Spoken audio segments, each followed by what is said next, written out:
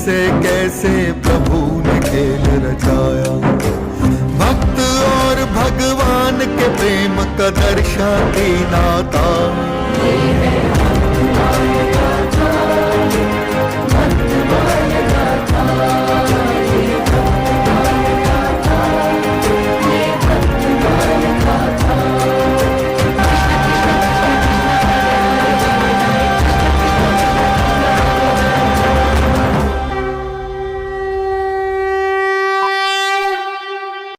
मेरी पुत्री आपकी साधना में बाधक नहीं बनेगी। क्षमा कीजिएगा ब्राह्मण देवता, माता ने आपको स्वप्न में यह आदेश दिया है, परंतु मुझसे तो कुछ नहीं कहा। मैं भी माता अन्नपूर्णा का अनन्य भक्त हूं और माता मेरे जीवन का ध्येय जानती हैं। ऐसे में मैं आपका प्रस्ताव स्वीकार कैसे कर सकता हूं?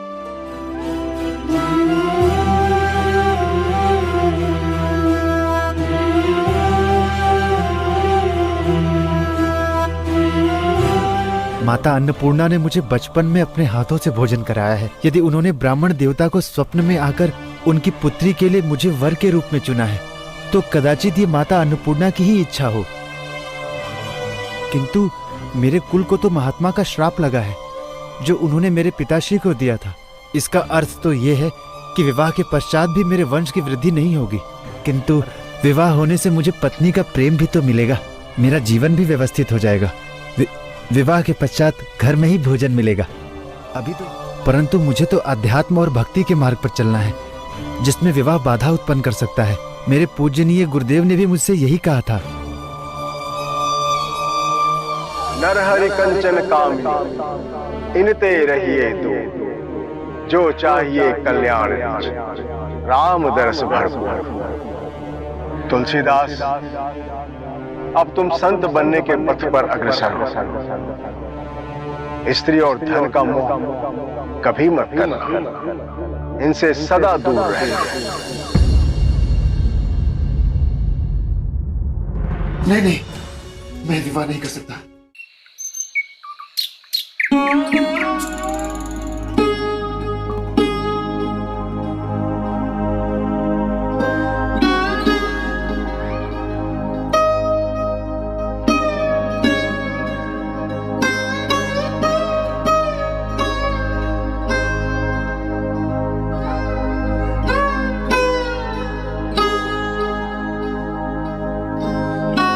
ये लीजिए ब्राह्मण देवता, जल ग्रहण कीजिए।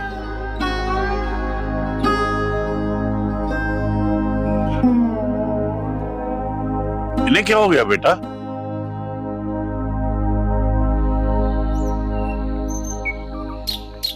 इन्होंने अपनी पुत्री के साथ मेरा विवाह कराने के लिए हठ कर लिया है। ये तो बहुत ही उत्तम विचार है। सर्वप्रथम आप इस गांव के बेटे हैं और हम सब चाहते हैं कि आपका घर बस जाए। 2 दिन से मैं भी इसी असमंजस में था, इसीलिए इस समस्या का निवारण करने आया हूं। उठिए ब्राह्मण देवता, जल ग्रहण कीजिए।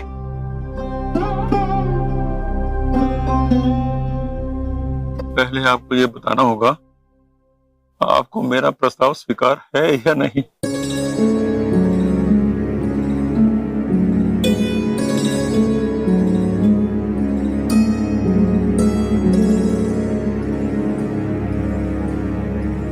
ब्राह्मण देवता, आप जाकर विवाह की तैयारी कीजिए।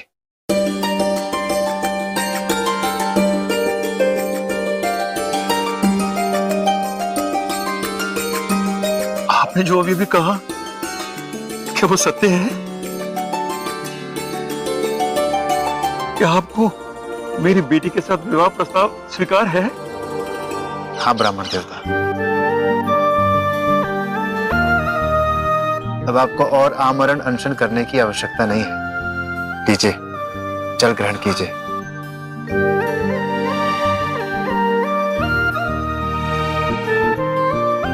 कितनी प्रसन्नता की बात है। आप हमारे ग्राम में हैं पुत्र, और हम सभी आपके विवाह के साक्षी बनेंगे। कभी आप एक नवजात बालक के रूप में इस गांव से गए थे, और अब इस गांव में ही आपका विवाह होगा। आपने मेरी पुत्री का विवाह प्रस्ताव स्वीकार करके मुझे धन्य कर दिया। मां पार्वती ने सत्य कहा था, आप ही मेरी पुत्री के भाग्य हो। ब्राह्मण देवता, विवाह की तैयारी कीजिए।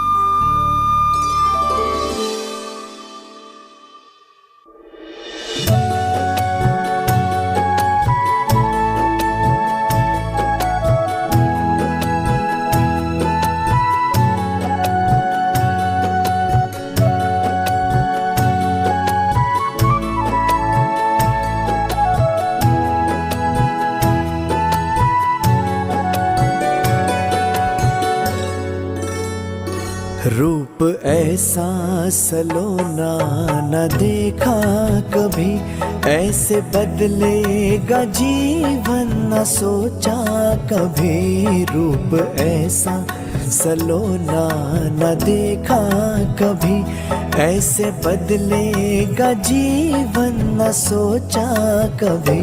भाग्य की मुझ पे कैसी कृपा हो गई, कोई जाना न कभी लेखा कभी। रूप ऐसा सलोना न देखा कभी, ऐसे बदलेगा जीवन न सोचा कभी।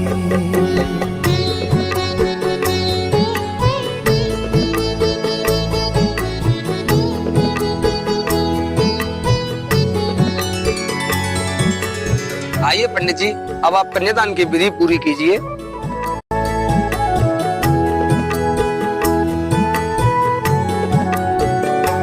एक क्षण में बना दी है ईश्वर ने अब, मेरे हाथों में अब तक जो रेखा नहीं।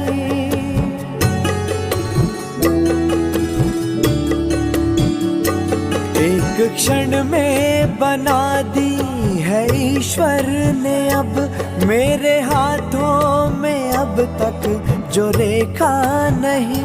रूप ऐसा सलोना न देखा कभी, ऐसे बदलेगा जीवन न सोचा कभी। विवाह संपन्न हुआ। अब आज से आप दोनों सुख और दुख के पूर्ण रूप से सहभागी हुए और सभी मांगलिक कृत्यों में और सुख दुखों में हमेशा एक दूसरे के जीवन साथी बनकर रहोगे और भगवान शंकर और माता पार्वती का पूर्ण आशीर्वाद तुम दोनों को प्राप्त हो।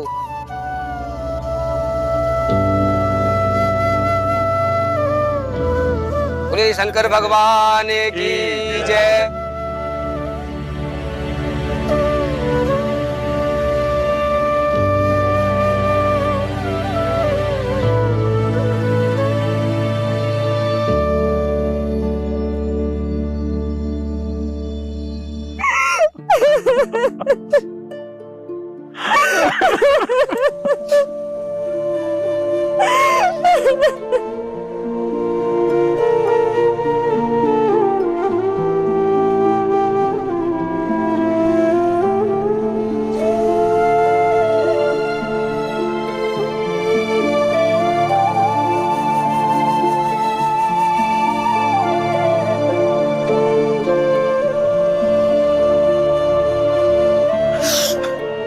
बेटा, मैंने अपनी पुत्री का हाथ आपके हाथों में सौंप दिया है।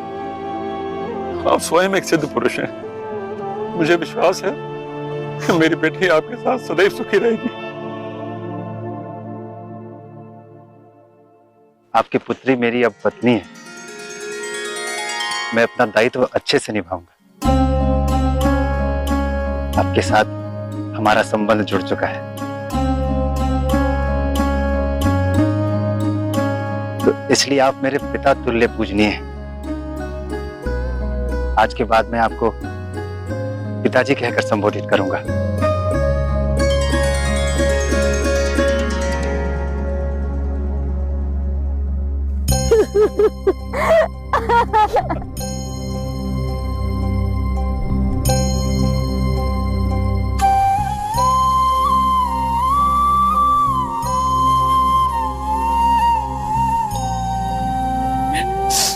तुम्हारा पति ही तुम्हारा सौभाग्य है रत्ना।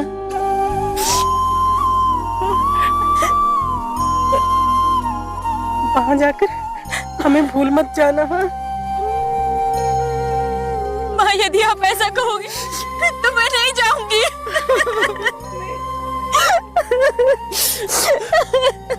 पर तुम्हें जाना होगा रत्ना।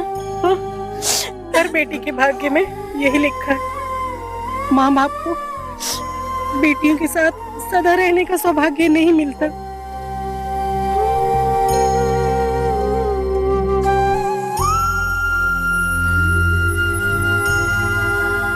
जीजी, मैं आपसे मिलने के लिए शीघ्र ही आऊंगा जीजी।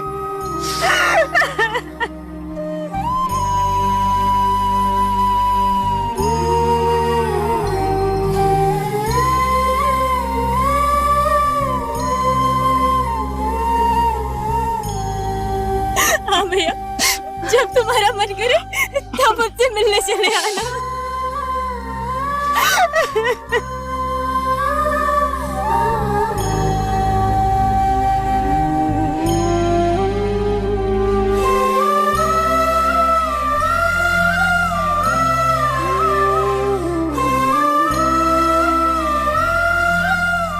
बेटी, मैं बहुत विद्वान जीवन साथी मिला।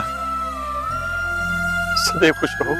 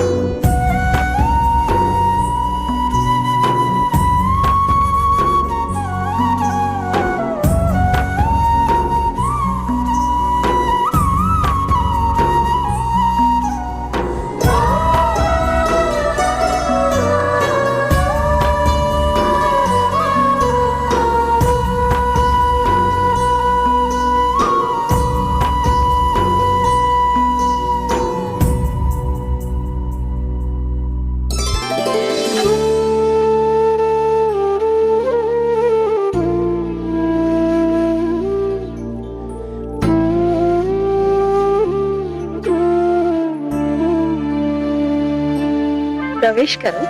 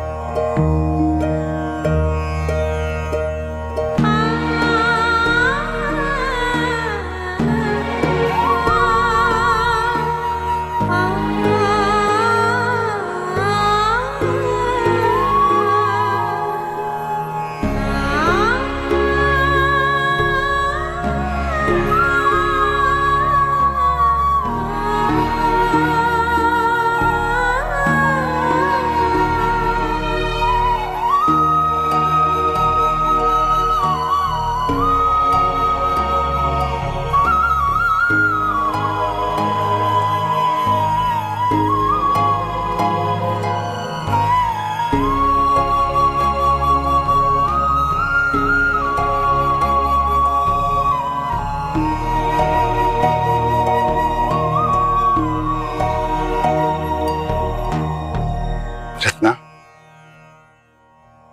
तुम तो बहुत धार्मिक हो। बस सामान्य प्रकार से पूजा पाठ करती हूँ। आपकी भांति वेद पुराण और शास्त्रों की ज्ञाता नहीं हूँ। ये आवश्यकता भी नहीं। कुशल गृहिणी होना बहुत बड़ा दायित्व होता है। उसके साथ साथ पूजा पाठ करना सनातन संस्कारों की गरिमा होती है, जो अति आवश्यक है। घर में सदैव धार्मिक वातावरण रहा। बाल्यकाल से ही माँ पिताजी को पूजा पाठ करते देखा। उन्हीं ने मुझे ये संस्कार दिए हैं। उत्तम। ये मेरा सौभाग्य है रत्ना कि पत्नी रूप में मुझे तुम मिली। तुम जितने रूपवान हो उतनी ही गुणवान भी हो। मेरा भी जीवन धन्य हुआ है स्वामी कि आपके जैसे महाविद्वान से मेरा विवाह हुआ। क्या तुम आजीवन मेरा साथ दोगे? अब तो मैं संपूर्ण रूप से आपके साथ हूँ स्वामी।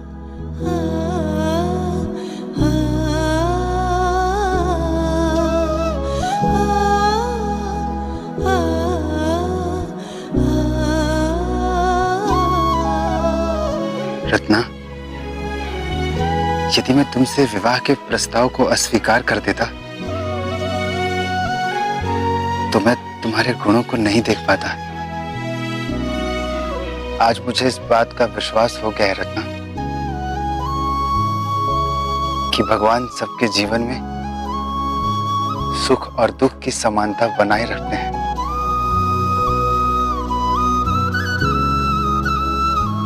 आज से पूर्व मैंने प्रेम का इतना सुखद अनुभव कभी नहीं किया था रत्ना।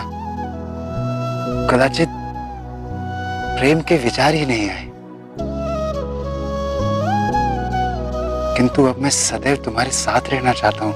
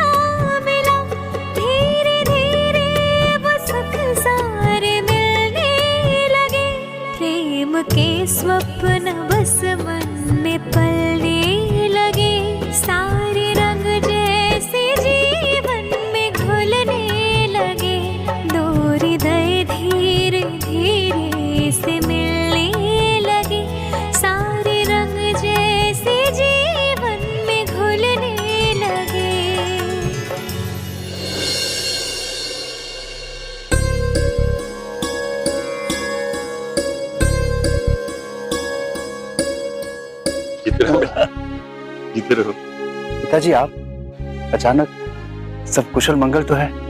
प्रभु की दया से सब कुशल मंगल है। कई दिन बीत गए थे तो सोचा बिटिया के घर जाके उसका हालचाल ही पूछ लूं। पिताजी प्रणाम। सदा सुहागन रहो। आइए ना पिताजी, आइए बैठिए, आइए।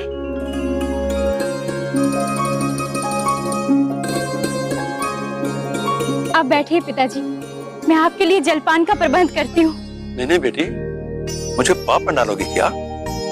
बेटियों के घर का तो जल भी ग्रहण नहीं किया जाता। पिताजी, आप लंबी यात्रा करके आए, आपको भूख तो अवश्य लगी होगी। रत्नावली की मां ने रास्ते के लिए भोजन की व्यवस्था कर दी थी। मुझे भूख लगी थी तो मैंने खा लिया। आइए दामाद जी, आइए बैठिए।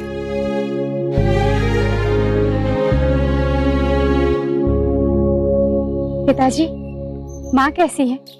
माँ भी ठीक है बेटी, बस तुम्हें देखना चाहती है, इसीलिए उसने मुझे तुम्हें लाने के लिए भेजा है।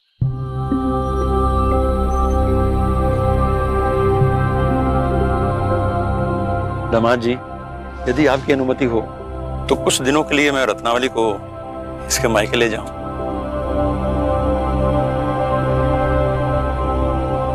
इनको देखकर इनकी माता का जी भी हल्का हो जाएगा।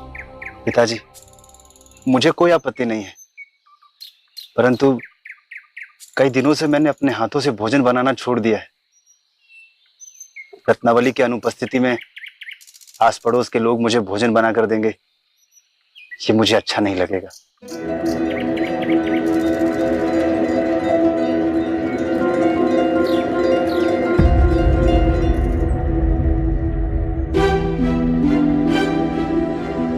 आपने सत्य कहा दामाद जी, लेकिन कुछ ही दिनों की बात थी। पिताजी, पहले की बात कुछ और थी। पहले मैं एकल जीवन जी रहा था, तो आस पड़ोस के लोग भोजन बनाकर दे दिया करते थे। अभी मैं गृहस्थ जीवन में हूं, कृपया आप पुनर्विचार कीजिए। दामाद जी, आपने मुझे धर्म संकट में डाल दिया है।